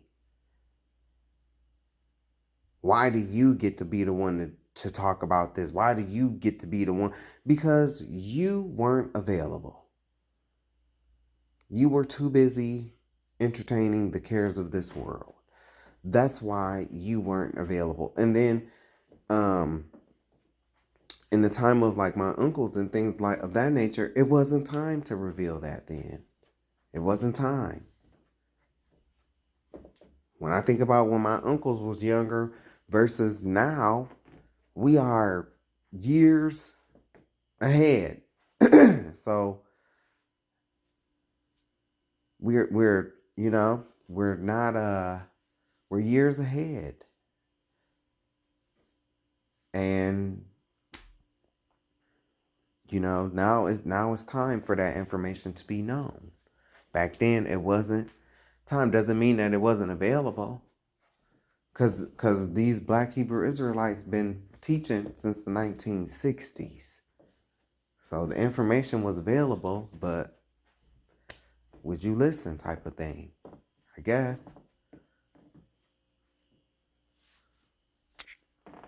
But the main thing is that they brought up the ancestors, and this was about the ancestors and who suffered more.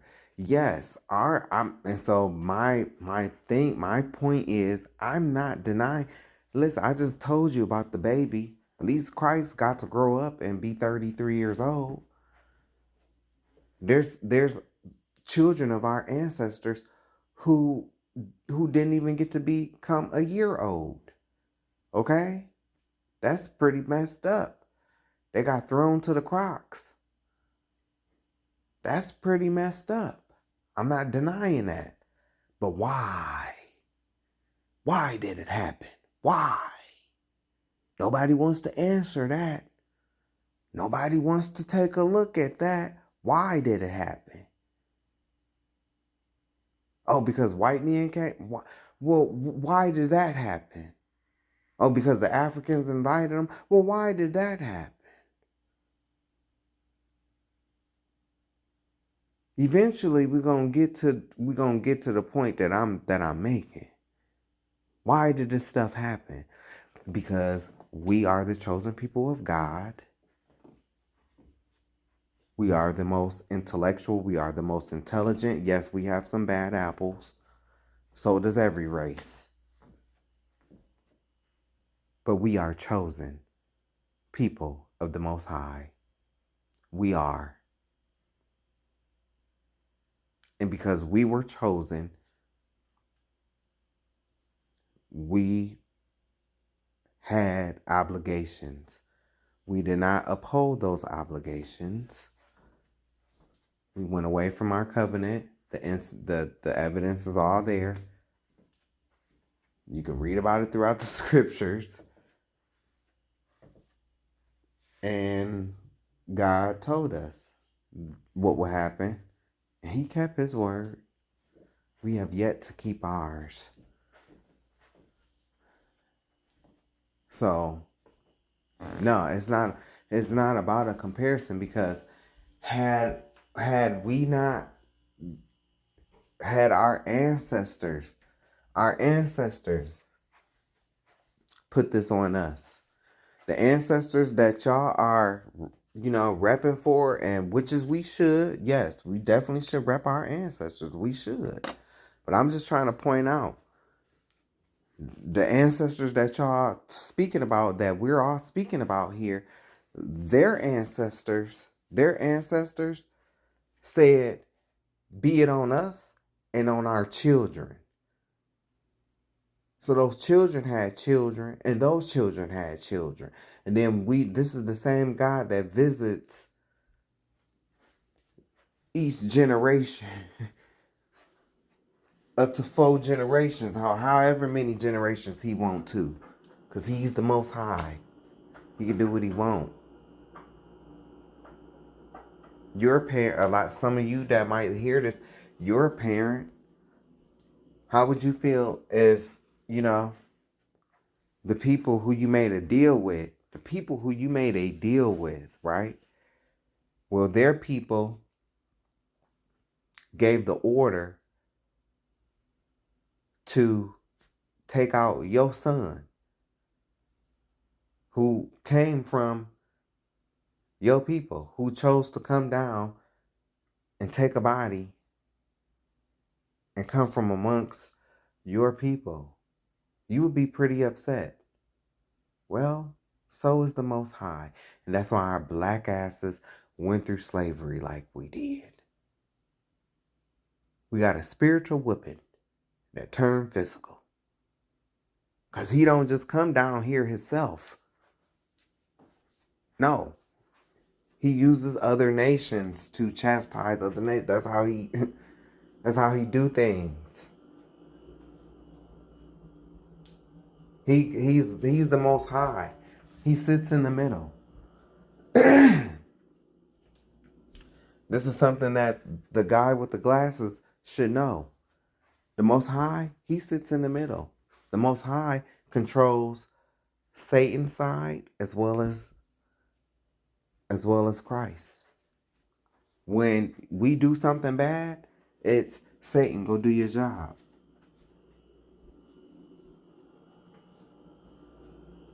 But Satan is not to be worshipped.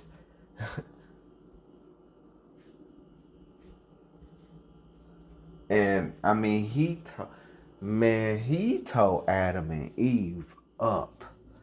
Satan was whooping their ass. I mean, he was doing them in. Like, he had them ready to just give up. Like, they did. I even read Adam threw himself down a mountain. I mean, it's just, it was bad. He told them up. He did. Y'all have to get into this. And look, and for him, for the guy with the glasses, if he was to ever see this, make sure you check out this video.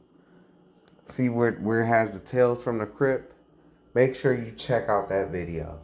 You'll get some good laughs out of that. Why I am so mean to Christians.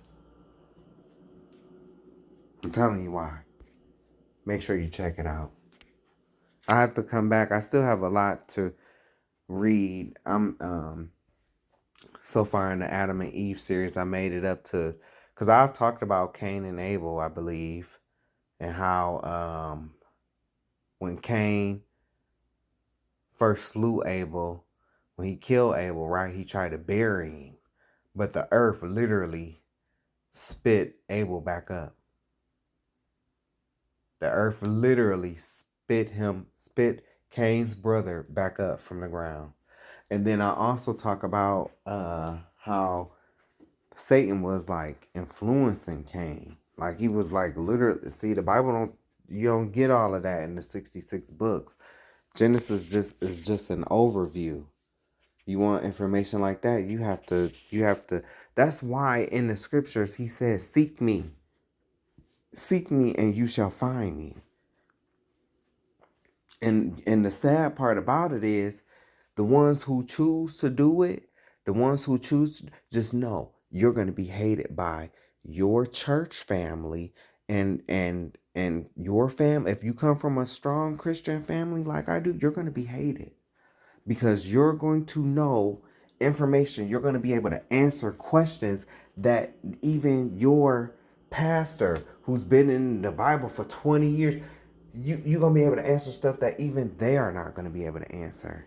And that's going to cause jealousy. It's going to cause jealousy. That's human nature. It's human nature. I experienced it firsthand. They would get so mad at me. But it's like, why don't you know this stuff though? For real. Why don't you? You say you love the Lord. You love the Lord so much. You ain't here shouting, hooping, and hollering. I told y'all I talked to a bishop and he didn't even know that Christ had brothers and sisters. Okay? Because these people, they only care about the title. That's it.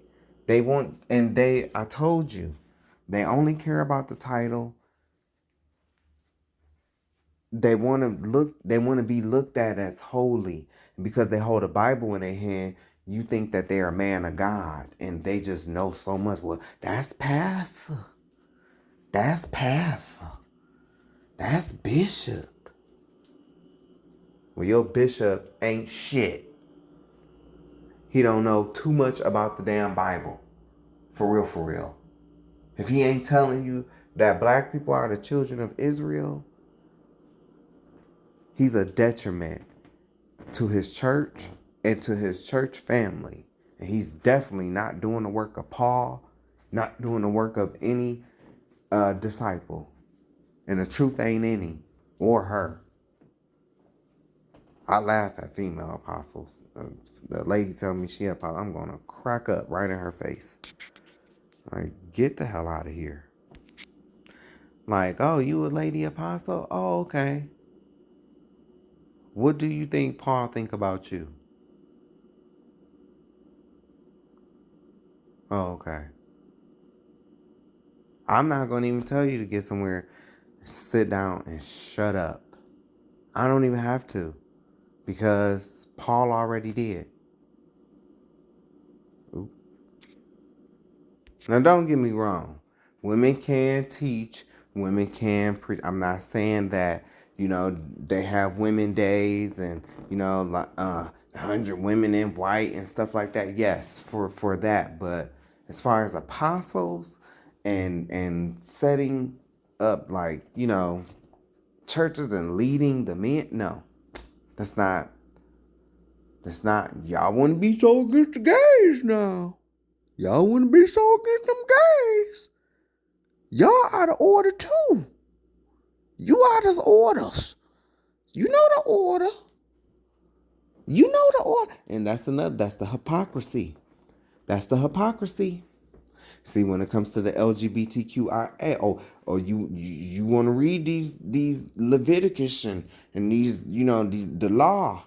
Then on the other hand, y'all teaching, we not under the law. We under grace, which is a lie. I already proved that on the last video. So, but yeah, they don't want to come to that understanding when you're talking about like female apostles and stuff like that.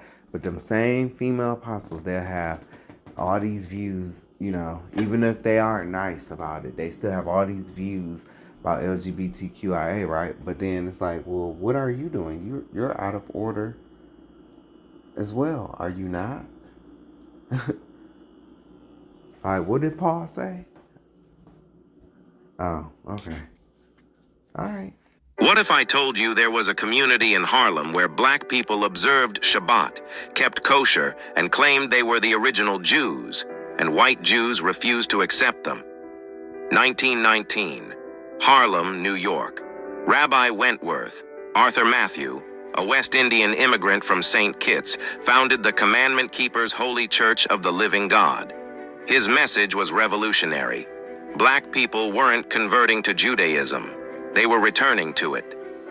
Matthew taught. I'm sorry, but that's where he went wrong. That's where he went wrong. Judaism is not our thing. Judaism is not of Torah. That's where he went wrong. He's correct in black people being the real Jews. But that's where he went wrong with the Judaism stuff. So what you about to hear is the real Jew trying to assimilate into a culture that was formed from things that was taken from him, from the original stock.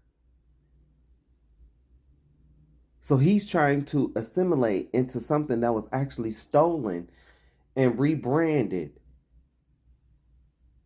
to fit the people who stole it. He's trying to assimilate into that when he is the real thing. That's where he went wrong. That the original Hebrews were black. He traced the lineage from Abraham through King Solomon and the Queen of Sheba straight to Ethiopia, and argued that people of African descent were descendants of the lost tribes of Israel. According to historical documentation, Matthew cited the Song of Songs, where King Solomon declares, "I am black and comely," and biblical descriptions of Jacob's smooth skin, as the black man invariably is. So, yes, all of that is true. King Solomon is a black man. King Solomon was dark-skinned, right? But King Solomon's dad, King David was a red bone, like me, like my complexion. He was light-skinned, like a Smokey Robinson, or maybe a little bit darker. I'm trying to think of somebody like a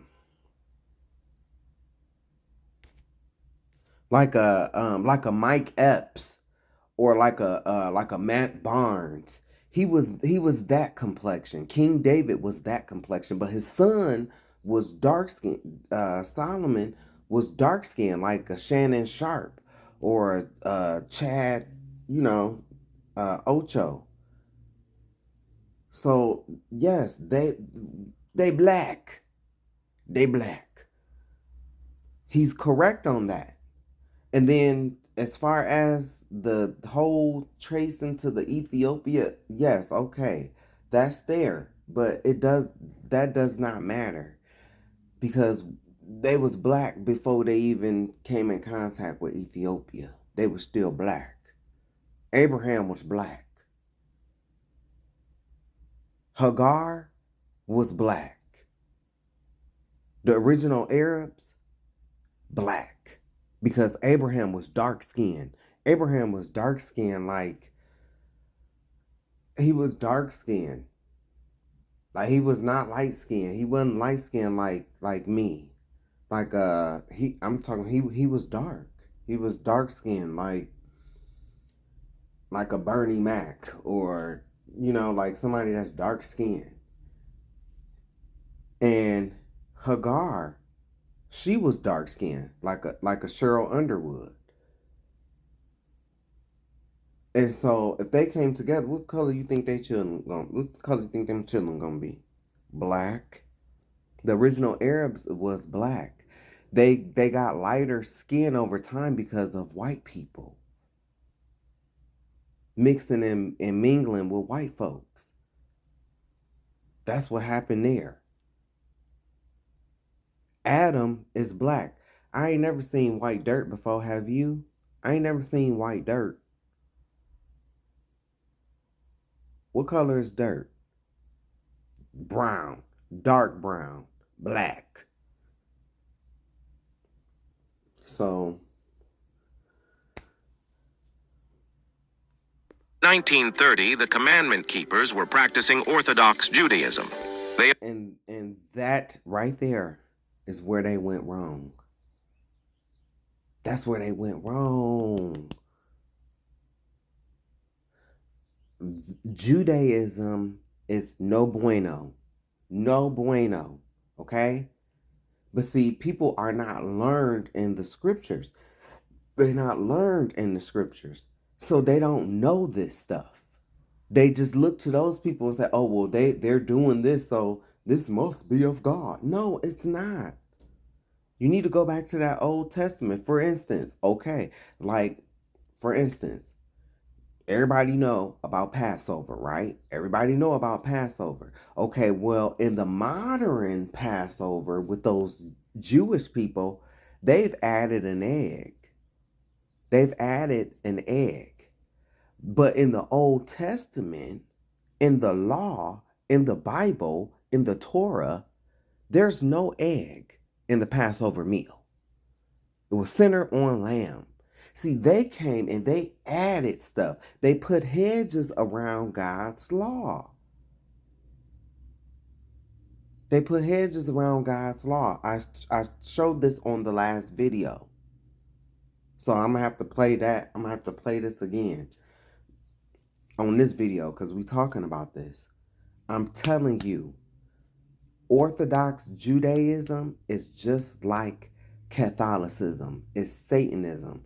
It comes from Jewish mysticism. They've incorporated a lot of, it does not go from Torah. That's where they come in with a tradition of the elders and all of that stuff. And that is not from God. That's not from the Most High. They add their ancestors added that. And then Christ even told you, call no man rabbi. That should let you know that it's a difference between what they doing and what is what the Most High in Christ established. Even them little hats that they wear on their heads, them little tiny hats, they make their heads look like penises. Even that's against scripture. But see, the black people in the black Christian church, they don't know this stuff. And then when I get to talking and I keep saying it, they get offended. But it's the truth. That's how they was able to fool you. Because you really don't know the scriptures. And that's okay. It's all right. You got people here that really do know the scriptures, though. And what's not all right is when you reject what they're saying. That's when it's not all right. And you just so ready and eagerly ready to believe what these people are saying, and they're not even the real people. Orthodox Judaism, no. Observed every Jewish holiday. And that's where, okay, so they've even added feast and holy days to the original calendar. So you have what the Most High established, what God established. This is what God established. When I say that, I'm talking about the original things that God established in the law. The 613 commandments that God established. We all know he established 613 laws, right? Well, I'm talking about that. Those people, those Jewish people came later and they added a bunch of stuff. They added a bunch of stuff to God's law.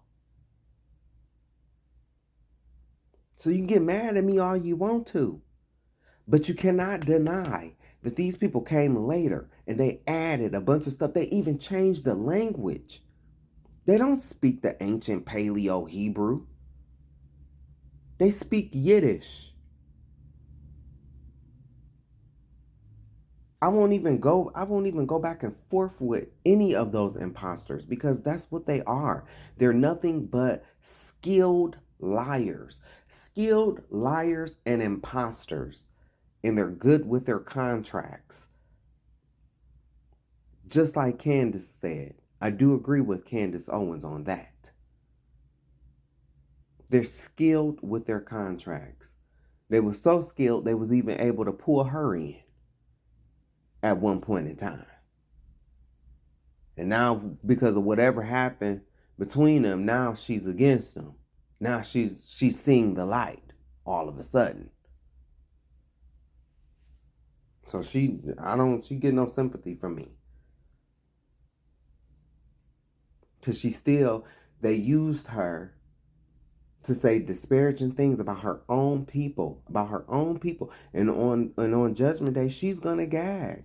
When you find out, yes, we have bad apples in our race, but they have some bad apples too. And that's what she's finding out.